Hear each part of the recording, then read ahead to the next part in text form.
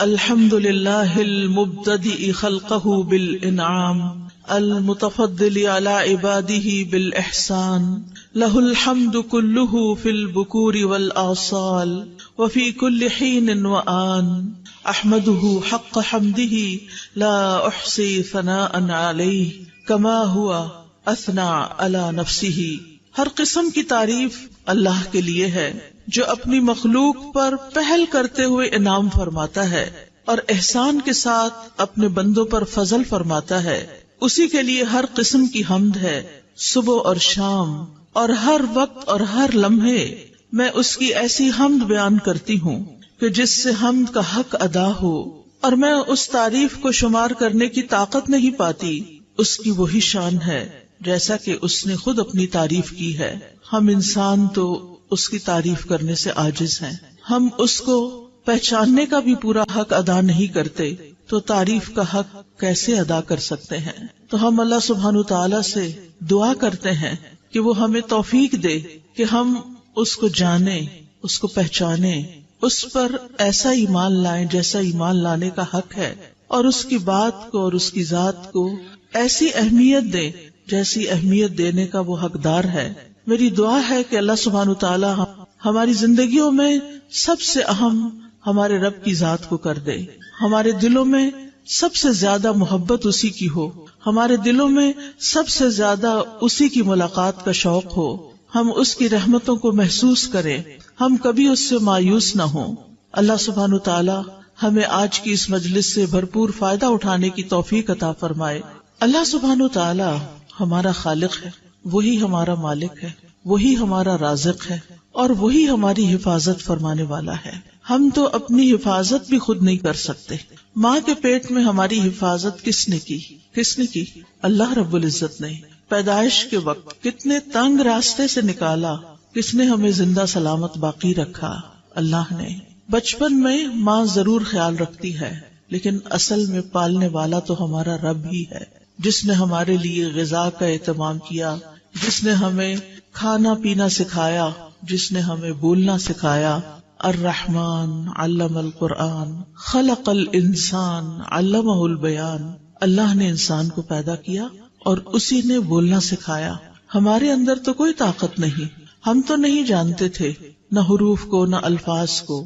اسی نے ہمیں کان دیے، اسی نے ہمیں سنوایا، اسی نے ہمیں بلوایا، اسی نے ہمیں دکھایا، اسی نے ہمیں آنکھ اور کان اور دل دماغ اور سارے اعضاء دیے، جن کو ہم افسوس کے ساتھ یہ کہ اس کی فرما برداری کی بجائے اس کی نافرمانی میں استعمال کرنے لگتے ہیں. جن چیزوں کو دیکھنے سے وہ منع کرتا ہے ہم وہی دیکھنے لگتے ہیں، جن چیزوں کو سننے سے وہ منع کرتا ہے ہم وہی سننا شروع کر دیتے ہیں. لیکن اس کے باوجود وہ ہم پر اپنی رحمت فرماتا ہے، اور جو کچھ اس نے ہمیں دے رکھا ہے اس کو دیے رکھتا ہے، چاہے ہم اس کی مرضی کے مطابق استعمال کریں یا اس کی مرضی کے خلاف استعمال کریں. اللہ سبحانہ تعالی سب کی حفاظت کرتا ہے، لیکن اپنے مقرب بندوں کی، اپنے پیارے بندوں کی خاص حفاظت کرتا ہے. اللہ سبحانہ تعالی ہمیں اپنے خاص بندوں میں شامل کر لے. اللہ سبحانہ تعالی ہمیں قرآن والوں میں شامل کر لے. اللہ سبحانہ تعالی ہمیں السابقون الاولون میں شامل کر لے، جو نیکیوں کی طرف سب سے پہلے رغبت کرتے ہیں، جو نیکیوں کے کاموں میں جلدی کرتے ہیں. یسارعون فی الخیرات رغبا ورہبا. یہ پیغمبروں کی خصوصیت اللہ تعالیٰ نے بتائی ہے کہ وہ نیکیوں میں، خیر کے کاموں میں بہت جلدی کرتے تھے، کبھی رغبت سے، کبھی رہبت سے، کبھی امید کے ساتھ، کبھی خوف کے ساتھ. اللہ سبحانہ تعالیٰ صرف ہماری حفاظت نہیں کرتا بلکہ وہ تو زمین و آسمان کی حفاظت کر رہا ہے. وہ تو بل کے اندر ایک چیونٹی کی بھی حفاظت کرتا ہے، اس کو بھی خوراک دیتا ہے. وہ تو اس بڑے آسمان کی جو ہمارے اوپر چھایا ہوا ہے ایک چھت کی طرح بغیر ستونوں کے، اس کی بھی حفاظت کرتا ہے کہ وہ ہمارے اوپر ٹوٹ کے گر نہ پڑے. اللہ سبحانہ تعالیٰ ان تمام چیزوں کی اپنی رحمت اور خاص رحمت کے ساتھ حفاظت فرما رہا ہے. وَيُمْسِكُ السَّمَاءَ أَن تَقَعَ عَلَى الْأَرْضِ إِلَّا بِإِذْنِهِ إِنَّ اللَّهَ بِالنَّاسِ لَرَءُوفٌ رَحِيمٌ. اور وہ آسمان کو یوں تھامے ہوئے ہے کہ وہ اس کے اذن کے بغیر زمین پہ گر نہیں سکتا. بلا شبہ اللہ بندوں پر بڑا ہی شفقت کرنے والا، بڑا ہی مہربان ہے. اور یہ حفاظت اس کے لیے کچھ مشکل کام بھی نہیں. اس پر کچھ بوجھ بھی نہیں. اللہ سبحانہ تعالی پوری کائنات کی حفاظت فرما رہا ہے. وہ ستاروں اور سیاروں کو بھی ہم پہ گرنے نہیں دیتا. سورج، چاند، ستارے ہمارے اوپر سے گزر جاتے ہیں. اللہ سبحانہ تعالیٰ نے ان کو ایسے نظام میں باندھ کے رکھا ہوا ہے کہ ان میں سے کوئی بھی سرتابی کر کے ٹوٹ کے نیچے نہیں آتا. اور جو ستارے اس کے حکم سے ٹوٹتے بھی ہیں، فضا میں گرتے بھی ہیں، الحمدللہ ہمارے اوپر ان کی بارش نہیں برستی کہ ہم رات سوئے پڑے ہوں اور اوپر سے کوئی ایسی چیز آ کے گرے کہ صبح اٹھ ہی نہ سکیں. کس طرح اللہ تعالیٰ جاگتے میں بھی اور سوتے میں بھی ہماری حفاظت کرتا ہے. پھر اللہ سبحانہ تعالیٰ اپنے مومن بندوں کی شیطان سے بھی حفاظت فرماتا ہے. شیطان جو ہمارا ازلی ابدی دشمن ہے، کس طرح اللہ سبحانہ تعالیٰ نے ہمیں اس سے بچا کے رکھا ہوا ہے. وہ ہمیں اللہ سے دور لے جانا چاہتا ہے اور ہم اللہ کی باتیں سننے کے لیے اس کو چھوڑ کر شوق در شوق ایسی محفلوں میں آ کے بیٹھ جاتے ہیں اور اپنی زندگیوں کو اس کی راہ میں وقف کرتے ہیں، اس کا دین سیکھتے ہیں. یہ اس کی مدد اور اس کی رحمت کے بغیر ہو ہی نہیں سکتا. لہٰذا اللہ اپنے خاص بندوں کو شیطان سے بچا کر ان کے دلوں میں ایمان پیدا کر دیتا ہے اور ایمان کی محبت پیدا کر دیتا ہے، ایمان کو ان کے دلوں میں سجا دیتا ہے. وَلَٰكِنْ حَبَّبَ إِلَيْكُمُ الْإِيمَانَ وَزَيَّنَهُ فِي قُلُوبِكُمْ. اللہ نے ایمان کو تمہارے دلوں میں محبوب بنا دیا اور اس نے ایمان کو تمہارے دلوں میں سجا دیا. شیطان تو کبھی یہ کام نہ کرنے دیتا. اگر اللہ سبحانہ تعالیٰ کی خاص رحمت نہ ہوتی، پھر اللہ سبحانہ تعالیٰ جہاں ہماری دنیا کی مصلحتوں کی حفاظت کرتا ہے، اللہ سبحانہ تعالیٰ ہمارے دین اور ایمان کی حفاظت بھی فرماتا ہے. گمراہ کرنے والی خواہشات اور گمراہ کرنے والے شبہات اور شکوک سے بھی اور شیطان کے وسوسوں سے بھی ہمیں بچاتا ہے. اللہ سبحانہ تعالیٰ کا خاص شکر ہے کہ اس نے ہماری عقل کی حفاظت کی ہے کہ ہم بات سمجھ پاتے ہیں. اس نے ہمارے صحت کی حفاظت کی ہے کہ ہم اپنے کام چل پھر کے کر سکتے ہیں. اس نے ہماری قوتوں کی حفاظت کی ہے کہ ہم دیکھ سکتے ہیں، سن سکتے ہیں، بول سکتے ہیں، ہم بہت سے کام کر سکتے ہیں، چیزیں اٹھا سکتے ہیں، رکھ سکتے ہیں. اور اس میں آپ دیکھیے کہ خاص طور پر اللہ کے جو خاص بندے ہوتے ہیں جو اپنے اعضاء کو اللہ سبحانہ تعالیٰ کی رضا کے کاموں میں لگاتے ہیں، ان کی کس طرح اللہ تعالیٰ مدد فرماتے ہیں. ابو طیب الطبری کے بارے میں آتا ہے کہ وہ 100 سال کی عمر سے بھی زیادہ آگے بڑھ گئے تھے، لیکن وہ اپنی عقل اور قوت سے فائدہ اٹھا سکتے تھے، یعنی ان کی عقل برقرار تھی. عام طور پر تو یہ ہوتا ہے نا، جو لوگ بوڑھے ہونے لگتے ہیں ان کا حافظہ کمزور ہو جاتا ہے، وہ بھولنے لگتے ہیں اور بعض اوقات وہ بالکل بیکار ہو جاتے ہیں. انہوں نے کشتی سے زمین پہ چھلانگ لگا دی تو اس پر سب نے کہا کہ یہ آپ نے کیا کیا ہے، اس عمر میں چھلانگیں تو نہیں لگاتے. تو انہوں نے کہا یہ وہ اعضاء ہیں جن کی ہم نے بچپن میں اللہ کی نافرمانیوں سے حفاظت کی، تو آج اللہ تعالیٰ نے بڑھاپے میں بھی ہمارے اعضاء کو سلامت رکھا ہوا ہے. تو اگر ہم چاہتے ہیں کہ ہم جتنا بھی جئیں ہماری ان ساری نعمتوں کی حفاظت ہو، تو پھر ہمیں اللہ کی اطاعت میں جینا ہوگا. اللہ سبحانہ و تعالیٰ ہی کا خاص فضل ہے کہ وہ ہمارے مال اور اولاد کی حفاظت فرماتا ہے، اور خاص طور پر نیک بندوں کے. سورۃ کہف آپ پڑھتے ہوں گے ہر جمعے کو، اس میں یہ آیت آتی ہے نا، اما الجدار فکان لغلامین یتیمین فی المدینۃ وکان تحتہ کنز لہما وکان ابوہما صالحا. اور دیوار کی بات یہ ہے، وہ دیوار جیسے خضر علیہ السلام نے وہ گر چکی تھی تو اسے دوبارہ بنا دیا تھا، حالانکہ اس بستی والوں نے انہیں کھانا نہیں دیا تھا، پھر بھی انہوں نے وہ دیوار بنا دی ان کے لیے بغیر کسی قیمت کے. تو اس دیوار کا قصہ یہ تھا کہ وہ 2 یتیم لڑکوں کی تھی جو اس شہر میں رہتے تھے، اور اس دیوار کے نیچے ان کے لیے خزانہ مدفون تھا، اور ان کا باپ ایک نیک آدمی تھا. تو باپ کی نیکی کی وجہ سے اس کے فوت ہونے کے بعد اس کی اولاد کے خزانے کی وراثت کی حفاظت کی جا رہی ہے. لیکن آج ہم دیکھتے ہیں کہ جب مال حرام سے کمایا جاتا ہے اور حرام جگہوں پہ خرچ کیا جاتا ہے اور اولاد کو بھی حلال حرام کی تمیز نہیں سکھائی جاتی، تو پھر آپ نے دیکھا ہوگا، سنا تو ہوگا کہ کس طرح اولاد باپ کے مرنے کے بعد اپنے ہی باپ کی چھوڑی ہوئی وراثت پر لڑ لڑ کے مرتی ہے، اور کیسے کیسے جھگڑتی ہے، اور کیسے کیسے وہ آپس میں پھر ایک دوسرے کے گلے کاٹتے، اور بعض اوقات قتل و غارت تک نوبت آ جاتی ہے. لیکن اگر انسان اپنی زندگی کو اللہ کی اطاعت میں گزارتا ہے تو اس سے نہ صرف یہ کہ زندگی میں فائدہ ہوتا ہے، بلکہ مرنے کے بعد بھی اللہ تعالیٰ غائبانہ طریقے سے اولاد کی بھی حفاظت کرتا ہے اور مال کی بھی حفاظت کرتا ہے. اور اس کام کی بھی حفاظت کرتا ہے جو آپ اپنی زندگی میں کرتے ہیں.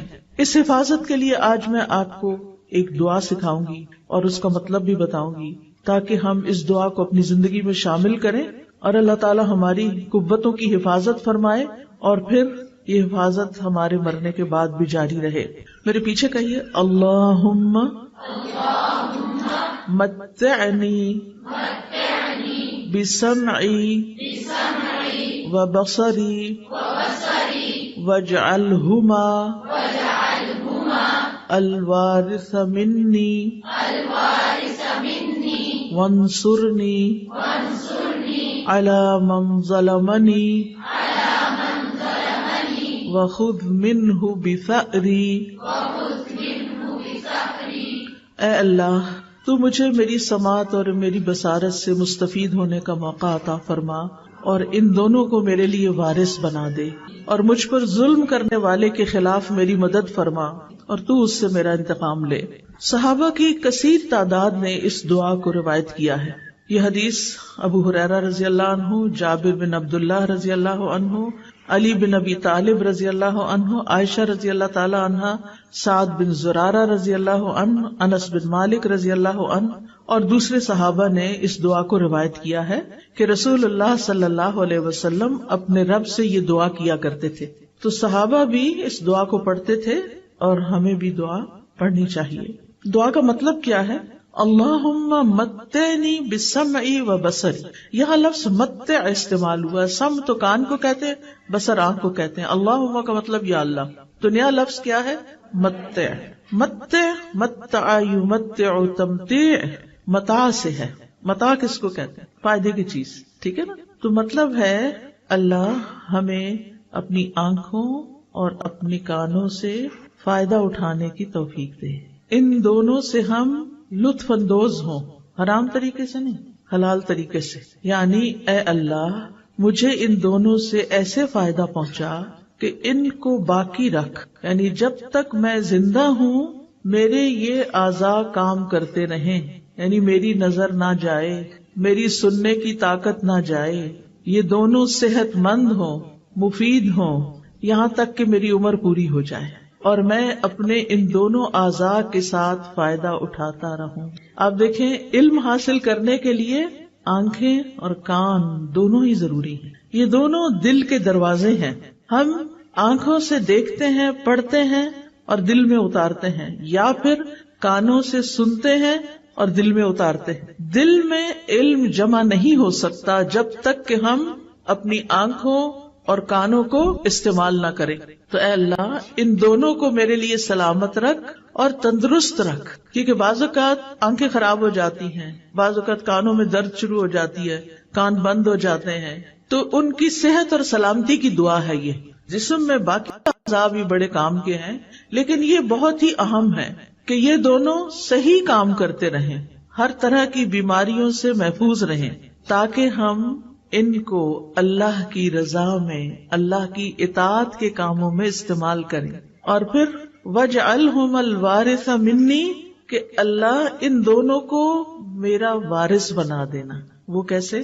کہ جب تک میری زندگی ہے یہ مجھے فائدہ دیں، اور جب میں فوت بھی ہو جاؤں.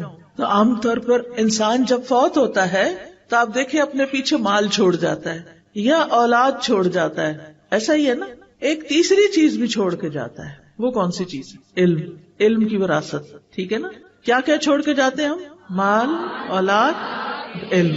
کچھ لوگوں کے پاس مال کوئی نہیں ہوتا، وہ کچھ بھی نہیں چھوڑتے. زندگی میں اتنا نہیں ہوتا کہ اپنی ضرورت پوری کر سکے. کچھ لوگوں کی اولاد ہی نہیں ہوتی، لیکن ایک چیز سب کے پاس ہوتی، اور وہ کیا ہے؟ علم.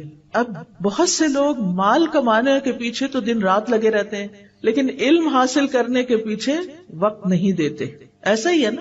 وہ کہتے ہیں ہمارے پاس وقت نہیں ہے، حالانکہ وقت ہوتا ہے.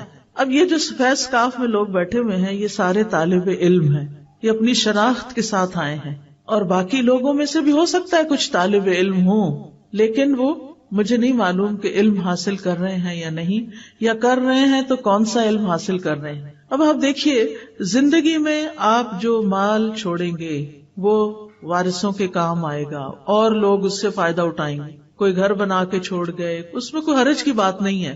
ضرورت کا اگر آپ اپنے وارثوں کے لیے چھوڑتے ہیں تو اچھی بات ہے، بجائے اس کے کہ آپ کے بچے لوگوں کے آگے ہاتھ پھیلائیں اور فقیر بن جائیں. دین نے منع نہیں کیا کہ آپ مال نہ چھوڑیں وراثت میں، لیکن صرف مال ہی چھوڑیں یہ ٹھیک نہیں. اسی طرح اولاد کو اگر آپ چھوڑتے ہیں اور آپ نے ان کی اسلامی تربیت نہیں کی، وہ آپ کے کسی فائدے کے نہیں آپ کے مرنے کے بعد، بلکہ اگر انہوں نے غلط کام کیے اور آپ کی غفلت کی وجہ سے کیے تو آپ کی پوچھ ہوگی. کیونکہ اللہ تعالیٰ کا حکم کیا ہے، یا ایھا الذین آمنوا قوا انفسکم واہلیکم نارا، اے لوگو جو ایمان لائے ہو اپنے آپ کو اور اپنے گھر والوں کو آگ سے بچاؤ. یعنی ان کو ایسی نصیحت، ایسی تعلیم، ایسی تاکید ضرور کریں کہ وہ ان کاموں کو نہ کریں جو آگ میں لے جانے والے ہیں. پھر آپ دیکھیے تیسری چیز جو آنکھوں اور کانوں سے حاصل ہوتی، اور وہ علم ہے. اگر وہ آپ نے حاصل کیا اور کسی کو سکھا گئے، کسی کو پڑھا گئے، کسی کو دے گئے، کوئی کتاب لکھی یا لوگوں کو ویسے تیار کیا، ان پر محنت کی، ان پر مال خرچ کیا کہ وہ پڑھ جائیں، کچھ بچوں کے لیے آپ نے جگہ بنا کے دی، کچھ کی فیس دی، کچھ کو کتابیں لے کر دی. اب یہ ساری چیزیں، یہ جو آپ کام کر رہے ہیں، یہ صدقہ جاریہ کا کام ہے. اپنے ہی مال کا ایک حصہ جو اولاد کے علاوہ آپ نے نیکی کے کام کے لیے چھوڑا، اور زندگی میں آپ نے اپنے آنکھوں اور کانوں کو استعمال کر کے جتنا بھی دین کا علم حاصل کیا، قرآن کا علم حاصل کیا، پھر آگے آپ نے اس کو سکھایا، پڑھایا، لوگوں پر محنت کی، وہ آپ کی وارث بنے گی، وہ لوگ آپ کے وارث ہوں گے. اور سلسلہ شروع کہاں سے ہوا تھا؟ آنکھوں اور کانوں سے. تو اس دعا میں ہم کیا مانگتے ہیں کہ اللہ ان دونوں کو میرا وارث بنا دے. مرنے کے ساتھ ہی آنکھیں تو بند ہو جاتی ہیں، کان بھی نہیں سنتے، تو پھر کیسے وارث بنیں گے؟ وراثت تو مرنے کے بعد ہوتی ہے نا، زندگی میں تو وراثت نہیں ہوتی. وراثت تو وہ چیز ہوتی ہے کہ جو ہم مرنے کے بعد چھوڑ کے جاتے ہیں. تو اگر ہم نے دوسروں میں انویسٹ کیا، دوسروں میں اپنا علم انویسٹ کیا، اس کی مثال کیا ہے؟ مثلاً ایک چھوٹے سے بچے کو آپ نے سورت الفاتحہ سکھا دی جو اس کو پہلے نہیں آتی تھی، پھر آپ نے اس کو اس کا ترجمہ بھی بتا دیا، اس نے سورت بھی یاد کر لی، اس کا ترجمہ بھی یاد کر لیا. ایک حرف قرآن کا پڑھنے سے کتنی نیکیاں ملتی ہیں؟ 10. اور اگر آپ وہ کسی اور کو سکھا دیتے ہیں تو جتنی دفعہ وہ پڑھتا ہے اس کو بھی 10 مل رہی ہیں، 10 آپ کو بھی مل رہی ہیں. اب یہ بچہ 80 سال کی عمر تک زندہ رہتا ہے اور ہر روز دن میں 5 نمازوں کا پابند ہو گیا، کیونکہ آپ نے اس کو نماز کی پابندی بھی سکھا دی. کہ آپ نے 7 سال کی عمر میں اس کو یہ چیزیں سکھائیں، اس نے نماز شروع کر دی، وہ 80 سال تک نماز پڑھتا رہا، سمجھ کے پڑھتا رہا. وہ دن میں کم سے کم بھی اگر فرض پڑھے جائیں تو 17 فرض ہیں، 17 دفعہ اس نے ہر روز سورت فاتحہ پڑھی. ایک دفعہ سورت فاتحہ کے حرف گن کے دیکھیں کتنے سارے ہیں. وہ سارے حرف ان کو 10 سے ملٹی پلائی کریں کہ ایک دفعہ سورت فاتحہ وہ بچہ پڑھتا ہے تو آپ کو کتنی نیکیاں مل جاتی ہیں. اور دن میں 17 دفعہ، اور پھر وہ 80 سال پڑھتا رہا. آپ اپنی قبر میں سوئے ہوئے ہیں، وہ بچہ آپ کے علم کا وارث بنا ہوا ہے، وہ اس کو استعمال کر رہا ہے. آپ نے اس پر احسان کیا تھا، اب وہ احسان واپس آپ کی طرف آ رہا ہے. ان احسنتم احسنتم لانفسکم. آپ دیکھیے ہم سب مسلمان ہیں، ہم سب کو سورۃ فاتحہ تو آتی ہے نا، قل هو اللہ احد تو آتی ہے نا. آپ دیکھیے کوئی گلی بازار ایسا نہیں مجھے دکھائی دیتا کہ جہاں بچے فارغ پھرتے نظر نہ آئیں. کوئی دکانوں پہ بےچارے غریب بیٹھے ہوئے ہیں، کوئی گلی بازاروں میں پھر رہے ہیں، ان کو کوئی پوچھنے والا نہیں، ان کی ماؤں کے پاس بھی علم نہیں، ان کے لیے کوئی مدرسہ نہیں، ان کے لیے کوئی گھر نہیں، ان کے لیے کوئی استاد نہیں. جبکہ اتنے مسلمانوں کو نماز تو آتی ہے نا. اگر اور کچھ نہیں آپ کر سکتے تو کچھ بچوں کو نماز ہی سکھا دیں اور نماز کا ترجمہ ہی سکھا دیں. کتنی بڑی وراثت چھوڑ کے جائیں گے آپ. اور اگر آپ ان کو ناظرہ قرآن پڑھا دیں اور پھر جب ناظرہ ختم کر لیں تو ساتھ ترجمہ، لفظی ترجمہ سکھا دیں. ضروری نہیں کہ ہر بندہ پورا عالم بنے، وہ پورا تفہیم دین کورس کرے، ہر ایک کے لیے پاسبل نہیں ہوتا. لیکن قرآن کی تلاوت تو سب نے کرنی ہوتی ہے نا روز، اللہ کا کلام ہے. تو اگر آپ خود پڑھا رہے ہیں بہت اچھا، اگر آپ نہیں پڑھا سکتے آپ انتظام کریں جگہ جگہ، جہاں آپ کے رشتہ داروں کے گھر ہیں، جہاں کہیں کہ اپنے گھر کا ایک حصہ، ایک کونا چند بچوں کے لیے مختص کرو. ایک ٹیچر مقرر کرو جس کی آپ ٹریننگ کریں، آپ اس کی تنخواہ دیں وہ جم کے بچوں کو پڑھائے، وہ بھی آپ کا مال بھی لگ رہا ہے اور آپ کی ہدایت بھی وہاں جاری ہے، یہ بھی آپ کے وارث بن جائیں گے، کیونکہ آپ نے انتظام کیا، آپ نے محنت کی، آپ نے ان کو شوق دلایا، آپ نے مال خرچ کر کے ٹیچر مقرر کی۔ 1-2 گھنٹے کے لیے شام کے وقت میں جو بچے اسکولوں سے آ جاتے ہیں، اپنے بچوں کو بھی بٹھا لیں، گلی محلے ہمسائے کے بچوں کو بھی بلا کے بٹھا لیں، ایک ٹیچر کا انتظام کر دیں۔ آپ خود سوچئے کہ آپ نے کتنا بڑا نفع کمایا، کیا کچھ پا لیا۔ اور کرتے کرتے اگر ہم سب جتنے بھی لوگ اس حال میں ہیں، اگر سب یہ کام شروع کر دیں، میرا نہیں خیال کہ ہری پور کا کوئی ایک بچہ بھی جاہل رہ جائے گا۔ لیکن ہم نہ اپنا وقت دیتے ہیں، نہ اپنا مال لگاتے ہیں، اور نہ ہی اس طرف توجہ کرتے ہیں کہ یہ ہے خزانہ جو ہمیں ساتھ لے کے جانا ہے، یہ ہے وہ نعمت جو قبر میں ہمارے پیچھے ہمارے کام آئے گی۔ تو وَاجْعَلْهُمَ الْوَارِثَ مِنِّي، اللہ میرے ان دونوں حواس کو مرتے دم تک سلامت رکھنا کہ میں ان سے تیری کتاب پڑھتی رہوں، پڑھاتی رہوں۔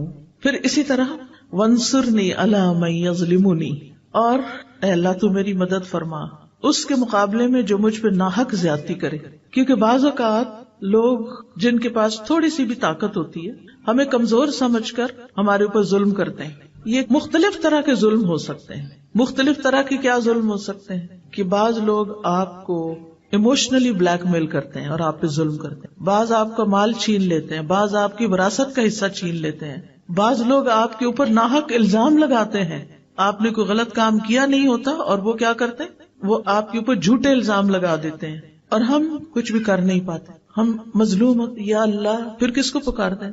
اللہ کو پکارتے ہیں، یا اللہ تو ہی ہے ہمارا، تو ہماری مدد فرما اور اس ظلم کے مقابلے میں تو میرا ساتھ دے۔ اس لیے یہ دعا بڑی ہی ضروری ہے۔ اور ظلم کی کئی قسمیں ہوتی ہیں، صرف مار دھاڑی ظلم نہیں ہوتا، کسی کو بلیک میل کرنا، کسی کے اوپر جھوٹے الزام لگانا، یہ ساری چیزیں ظلم میں آ جاتی ہیں۔ اور وَخُذْ مِنْهُ بِثَأْرِي، اللہ جو مجھ پر ظلم کر رہا ہے نا تو اس سے میرا بدلہ لے اور میرا حق مجھے دلا دے، کیونکہ بعض لوگ ظلم کر کے سمجھتے ہیں وہ صحیح کر رہے ہیں، ان کو یہ پتہ ہی نہیں ہوتا کہ ہم کسی کا حق مار رہے ہیں۔ تو وہ اللہ سبحانہ وتعالیٰ سے آپ دعا کریں کہ وہ آپ کو آپ کا حق دلائے، اور اللہ سبحانہ وتعالیٰ دلا سکتا ہے۔ اور پھر آپ دیکھیے کہ بعض اوقات یہ بھی ہوتا ہے کہ صرف لوگ ظالم نہیں ہوتے، ہم بھی ظالم بن جاتے ہیں۔ کسی ایک نے ہمارے خلاف کوئی بات کی ہوتی ہے، ہم ان کے پورے خاندان کو رگیٹ دیتے ہیں۔ اب وہ ظالم تو ہے، لیکن جو مظلوم تھا وہ ظالم بن چکا اور دوسروں کے اوپر الزام تراشی کر رہا ہے، سب کو بیچ میں رگید رہا ہے، فلاں بھی ہے، فلاں بھی، فلاں بھی۔ اور بعض اوقات ہم سوچے سمجھے بغیر ایسی باتیں کر رہے ہوتے ہیں، تو اس میں ہمیں ضرور خیال رکھنا چاہیے کہ یا اللہ سارے لوگ نہیں، جس نے مجھ پہ جو اصل کلپریٹ ہے بس میں صرف اسی کے خلاف تیری مدد چاہتی ہوں، مجھے دوسرے لوگوں سے کوئی شکایت نہیں۔ کیونکہ بعض اوقات کسی کا بیٹا ہو سکتا ہے، کسی کا باپ ہو سکتا ہے، تو اگر بیٹا ظالم ہے تو باپ کا تو قصور نہیں، وہ تو روکتا ہے لیکن وہ ظلم سے باز نہیں آتا۔ کسی کی بیوی ہو سکتی۔ اب مثال کے طور پر آپ دیکھیں، ہمیں ہر طرح کے ظلم سے بچنے کی کوشش کرنی چاہیے۔ بعض اوقات کچھ مائیں اپنے بچوں پہ ظلم کر رہی ہوتی ہیں، بلا وجہ مار کے، بلا وجہ چیخ چلا کے، اور ہم سمجھتے ہیں یہ ہمارے بچے ہیں نا، ہم جو چاہیں کریں۔ نہیں، ہم جو چاہیں نہیں کر سکتے، اس کا بھی حساب لیا جائے گا۔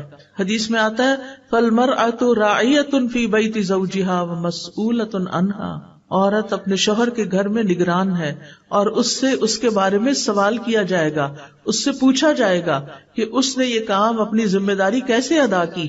تو اس لیے ہمیں اپنے بچوں کے ساتھ بھی ظلم نہیں کرنا۔ اچھا، بعض اوقات بعض خواتین اپنی بہوؤں کے ساتھ ظلم کرتی ہیں، ان کے اوپر اتنے کام ڈال دیتی ہیں جو ان کی ذمہ داری نہیں ہوتے، یا اگر ان کی کوئی بات پسند نہیں آتی تو ان کے خلاف بیٹے کے کان بھرتی ہیں، اور یہ بھول جاتی ہیں کہ اگر یہ گھر تباہ ہوا تو نقصان کس کا ہے؟ اپنا ہی ہے۔ جو لڑکی اس گھر سے چلی جائے گی کیونکہ اس کے اوپر ظلم ہو رہا تھا، تو آپ دیکھیں کہ آج پہلی شادی کرنا بھی کتنا مشکل ہو گیا ہے، تو دوسری شادی کیسے کی جائے گی؟ پھر آپ دیکھیے کہ بعض لڑکیاں بزرگوں پہ ظلم کرتی ہیں، بعض بہویں ساسوں پہ ظلم کرتی ہیں، ان کے پاس کوئی ٹھکانہ نہیں رہنے کے لیے، لیکن وہ کسی صورت ان کو برداشت نہیں کرتی۔ آج رات تقریباً 10:30 کا ٹائم تھا، میں فون بند ہی کرنے لگی تو کسی کی کال آ گئی، کوئی بزرگ خاتون تھی، بہت رو رہی تھی، میں پریشان ہوئی کہ ان کو کیا ہوا۔ ان کے منہ سے بات نہیں نکل رہی تھی. تو انہوں نے بتایا کہ میں بیمار ہوں، یعنی میری اب اتنی عمر ہو گئی ہے، میرے ساتھ بیمار بیٹی رہتی ہے، کوئی بیٹا ساتھ رہنے کو تیار نہیں، میں کدھر جاؤں. خیر میں نے ان کو تسلی دی، آپ اپنے گھر میں رہیں، آپ کو کہیں نہیں جانا، اللہ آپ کے ساتھ ہے، اللہ آپ کی مدد کرے گا. ٹھیک ہے، میں سمجھتی ہوں کہ بعض اوقات بزرگ چھوٹی چھوٹی باتوں میں ناراض ہو جاتے ہیں، انٹرفیئر کرتے ہیں، گھروں کا ماحول خراب ہوتا ہے، لیکن پھر بھی یہ تو کہیں نہیں نا کہ ان کو چھوڑ کے انسان کہیں اور چلا جائے، ان کو تنہا چھوڑ دے، اور وہ عمر کے اس حصے میں ہو کہ انہیں فائنینشیل سپورٹ نہ بھی چاہیے ہو تو مورل سپورٹ چاہیے ہوتی ہے. بزرگوں کو سب سے زیادہ جو چیز تکلیف دیتی ہے وہ تنہائی ہے. جب گھر میں پوتے پوتیاں ہوتے ہیں، نواسے وغیرہ ہوتے ہیں، تو ان کے لیے ایک خوشی کی بات ہوتی ہے، وہ ان کے ساتھ دل بہلاتے ہیں کیونکہ وہ خود بھی بچے بن چکے ہوتے ہیں اور چھوٹے بچوں سے ان کا دل زیادہ لگتا ہے. لیکن اگر لڑکیاں چند دن کے لیے بھی برداشت نہیں کر سکتی تو انہیں سوچنا چاہیے کہ ان پر بھی وقت آنے والا ہے. وہ سمجھتے ہیں اس وقت وہ اپنے بچوں سے کھیل رہی ہیں، وہ ساری زندگی ان کے بچے رہیں گے. آپ اپنے ماں باپ کے ساتھ جو کرتے ہیں وہ واپس پلٹتا ہے. یہ زندگی ایک امتحان ہے، اس زندگی میں انسان پر آزمائشیں آتی ہیں، کبھی اپنے گھر کے اندر سے ہی آتی ہیں. اللہ سبحانہ وتعالیٰ فرماتے ہیں وَجَعَلْنَا بَعْضَكُمْ لِبَعْضٍ فِتْنَةً أَتَصْبِرُونَ، ہم نے تم میں سے بعض کو بعض کے لیے آزمائش بنایا ہوا ہے، کیا تم صبر کرو گے؟ تو حل کیا ہے؟ صبر و برداشت، ایک دوسرے کو برداشت کرنا، اپنے آپ کو مشغول کرنا، ان مسائل کا حل تلاش کرنا. یعنی اگر کوئی گھر میں بزرگ ایسا ہے جس نے آپ کی زندگی حرام کی ہوئی ہے تو بجائے اس کے کہ اسے گھر سے باہر نکال پھینکیں، یہ مسئلے کا حل نہیں ہے. آپ سوچیں کہ آپ نے اس کی ناراضگی سے کیسے بچنا ہے، آپ نے خود اپنے لیے کون سا ایسا کام شروع کرنا ہے کہ جس سے آپ کا وہ انٹریکشن یا وہ مسئلہ کم سے کم پیش آئے کہ جس کی وجہ سے آپ کو مشکل ہوتی ہے. اور اس کے لیے اللہ سبحانہ وتعالیٰ سے آپ دعا کریں گے کہ اللہ تعالیٰ میرے لیے آسانی فرما دے. ٹھیک ہے نا؟ تو یاد رکھیے کہ ہمارے جسم کے جتنے بھی اعضاء ہیں، میں پھر دعا پہ آ رہی ہوں واپس، ہمارے جسم کے جتنے بھی اعضاء ہیں یہ ہمارے پاس اللہ کی امانت ہے. یہ ہم نے خود نہیں بنائی، یہ ہاتھ ہم نے خود بنایا نہیں، بنا ہمیں پتا ہے نا. تو جو بناتا ہے وہی مالک ہوتا ہے. یہ آنکھیں ہم نے خود لی ہیں، کہیں سے خریدی ہیں نہیں، جس نے دی ہیں وہی ان کا مالک ہے. ہمارے پاس امانت ہے کچھ سالوں کے لیے. اللہ تعالیٰ یہ دیکھ رہے ہیں کہ ہم ان کے ساتھ کرتے کیا ہیں، ہم ان کو استعمال کیسے کرتے ہیں. اگر اللہ تعالیٰ کی مرضی کے مطابق استعمال کرتے ہیں تو عبادت ہے، اطاعت ہے، اور اگر اللہ تعالیٰ کی مرضی کے مطابق استعمال نہیں کرتے تو یہ نافرمانی ہے، گناہ ہے. ٹھیک ہے نا؟ یہ اعضاء اللہ کی عظیم نعمتوں میں سے. اللہ تعالیٰ فرماتے ہیں وَاللَّهُ أَخْرَجَكُم مِّن بُطُونِ أُمَّهَاتِكُمْ لَا تَعْلَمُونَ شَيْئًا وَجَعَلَ لَكُمُ السَّمْعَ وَالْأَبْصَارَ وَالْأَفْئِدَةَ لَعَلَّكُمْ تَشْكُرُونَ، اور اللہ نے تمہیں تمہاری ماؤں کے پیٹوں سے اس حال میں نکالا کہ تم کچھ نہیں جانتے تھے. اس نے تمہارے لیے کان اور آنکھیں اور دل بنا دیے تاکہ تم شکر ادا کرو. تو ہم نے کیا کرنا ہے؟ شکر ادا کرنا ہے. شکر کیسے ادا ہوتا ہے؟ ان نعمتوں کا صحیح استعمال کر کے، مالک کی مرضی کے مطابق استعمال کر کے. کانوں سے ہم کیا کچھ سنتے ہیں، کتنا کچھ سنتے ہیں، اور وہ سب کچھ ہمارے اندر جا رہا ہوتا ہے. آنکھوں سے ہم کیا کچھ دیکھتے ہیں، وہ سب کچھ ہمارے اندر جا رہا ہوتا ہے. یہ ہمارے دل کے ساتھ کنیکٹڈ ہے. اسی لیے ایک آنکھیں ظاہر میں ہیں اور ان کے پیچھے جہاں یہ کنیکٹ ہوتی ہیں وہاں دل کی بھی آنکھیں ہیں اور دل کے بھی کان ہیں. کچھ لوگ صرف ظاہری آنکھوں سے چیزوں کو دیکھتے ہیں، عبرت نہیں پکڑتے، اس سے کوئی سبق نہیں لیتے، وہ صرف سامنے کے سرفیس پہ دیکھ رہے ہیں. اور کچھ لوگ چیزوں کو دل کی آنکھ سے دیکھتے ہیں، گہرائی سے دیکھتے ہیں، سبق لیتے ہیں، اللہ کو پھر یاد کرتے ہیں. یتفکرون فی خلق السماوات والارض، آسمانوں اور زمین کی تخلیق میں غور و فکر کرتے ہیں، پکار اٹھتے ہیں ربنا ما خلقت ھذا باطلا، اے ہمارے رب تو نے اس کو بیکار نہیں پیدا کیا، سبحانک تو پاک ہے کہ کوئی بیکار کام کرے، فقنا عذاب النار تو ہم سب کو آگ کے عذاب سے بچا لے. اور پھر آپ دیکھیے کہ اللہ تعالیٰ کی پہچان کے بعد اللہ کے کلام کو پڑھنے کے لیے، سمجھنے کے لیے کان اور آنکھ کا ہونا اور صحت مند ہونا یہ بہت بڑی نعمت ہے. اور پھر اس کا صحیح رستے پر استعمال کرنے کی توفیق ہونا یہ بہت بڑی نعمت ہے. ابن قیم کہتے ہیں بندے کے اعضاء میں سے ہر عضو میں اللہ کے لیے عبودیت ہے جو اسی عضو کے ساتھ خاص ہے، اور ایک اطاعت ہے جو اس سے مطلوب ہے. وہ عضو اسی کے لیے پیدا کیا گیا ہے اور اسی اطاعت کے لیے مہیا کیا گیا ہے. یعنی ہمیں یہ سب کچھ کسی مقصد کے لیے دیا گیا ہے. تو اعضاء کو استعمال کرنے کے حوالے سے بندوں کی 3 قسمیں ہیں، 3 طرح کے لوگ ہیں. نمبر 1 وہ لوگ جو ان اعضاء کو پیدا کیے جانے کے مقصد کو پورا کرتے ہیں، یعنی ان اعضاء سے وہی کام لیتے ہیں جن کے لیے یہ پیدا کیے گئے. یہ بہت نفع مند تجارت کر رہے ہیں، اپنے لیے بہت کچھ اکٹھا کر رہے ہیں، جیسے میں نے سورۃ فاتحہ سکھانے کی مثال دی.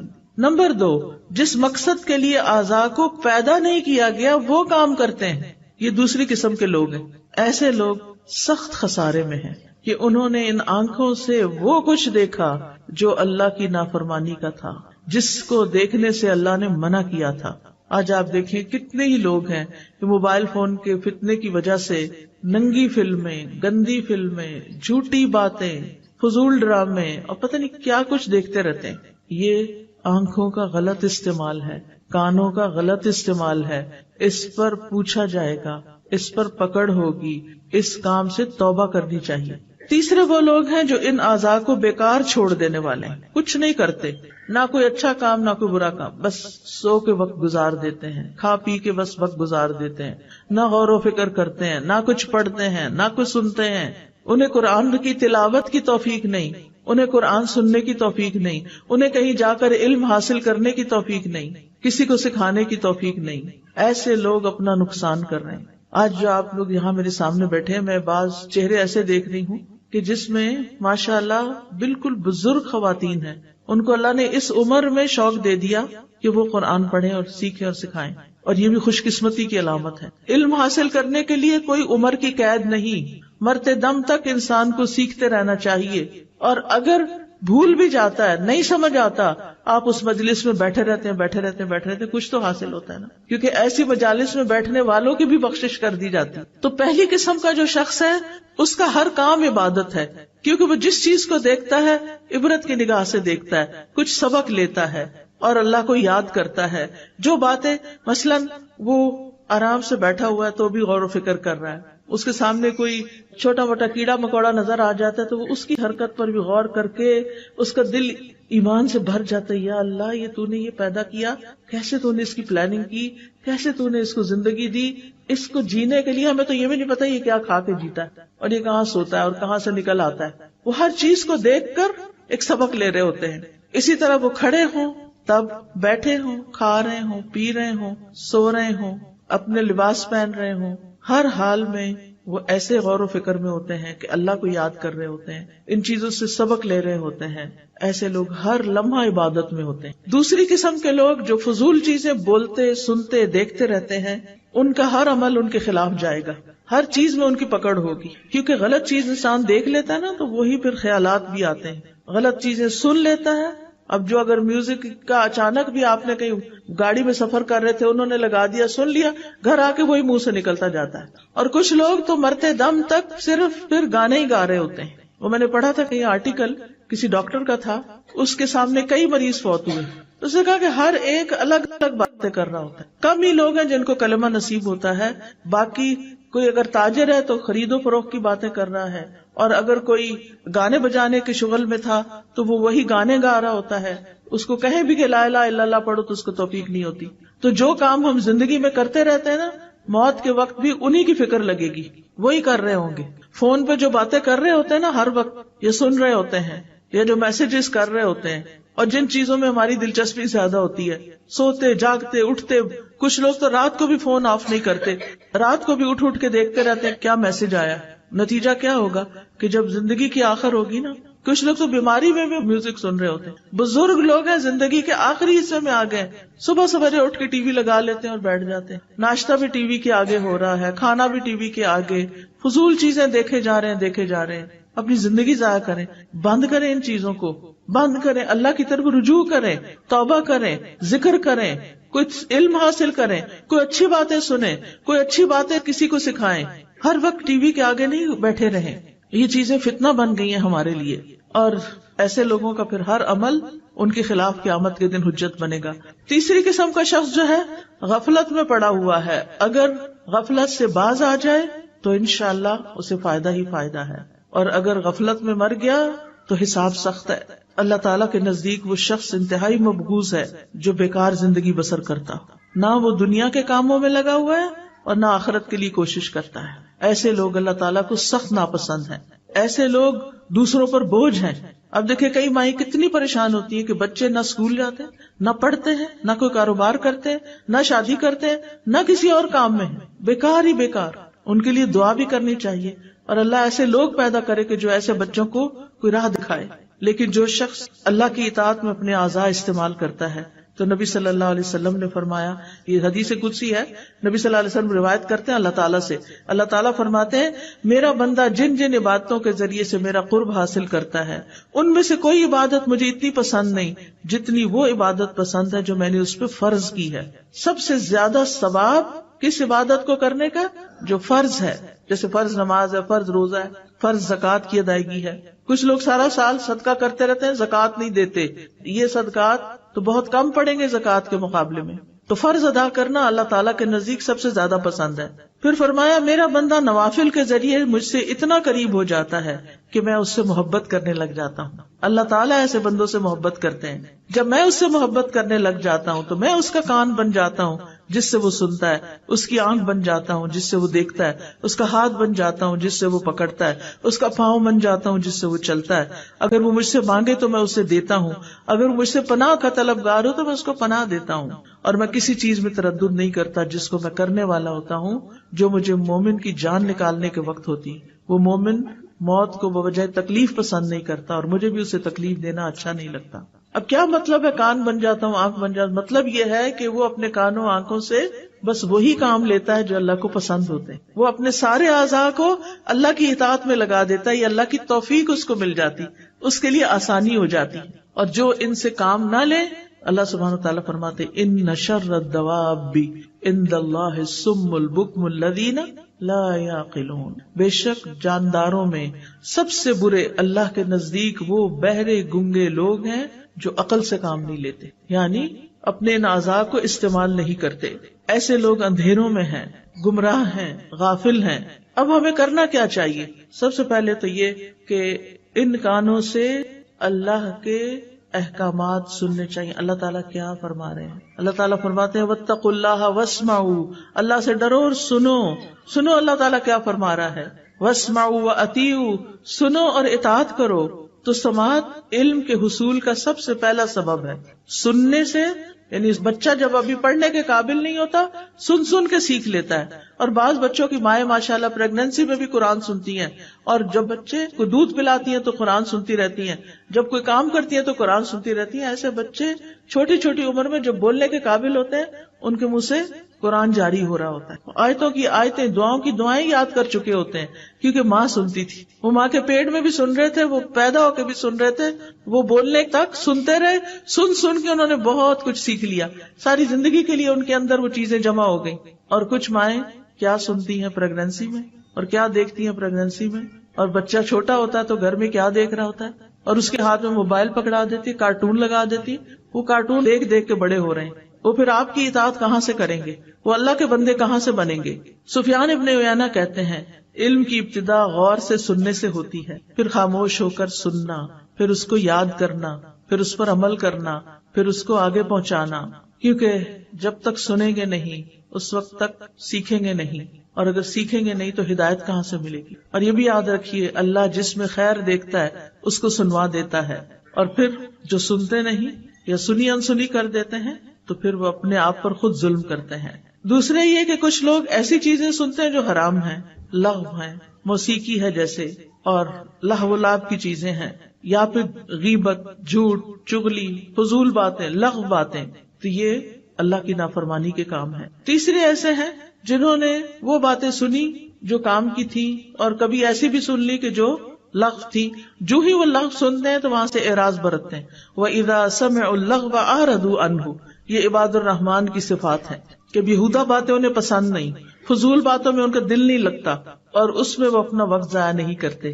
ہم سب کو بھی سوچنا چاہیے کچھ بھی بولنے سے پہلے، منہ کھولنے سے پہلے اس بات کی کتنی ضرورت ہے کرنے کی، اور اگر نہیں تو فالتو میں باتیں نہیں کرتے جانا چاہیے. کچھ لوگ تو کسی وقت چپ بیٹھتے ہی نہیں، نہ وہ غور و فکر کرتے ہیں، نہ وہ ذکر کرتے ہیں، وہ صرف باتیں باتیں باتیں. بہت زیادہ بولنا بھی ایک آفت ہے. بولیں اس وقت جب آپ کے بولنے کی کوئی قیمت ہو، ہر وقت نہیں باتیں کریں. پھر آپ دیکھیے کچھ چیزوں کو سننا عبادت ہے، جیسے قرآن کی تلاوت سننا، کوئی علم کی چیز سننا، کوئی اچھا لیکچر سننا. نبی صلی اللہ علیہ وسلم بعض اوقات صحابہ کو کہتے تھے کہ وہ قرآن کی تلاوت کریں اور آپ سنیں، اور آپ سنتے تھے، آپ کو سننا پسند تھا. ان کا طریقہ یہ ہوتا تھا کہ وہ کسی جماعت میں بیٹھتے تو حلقہ بنا لیتے، ایک پڑھتا اور باقی سب سنتے.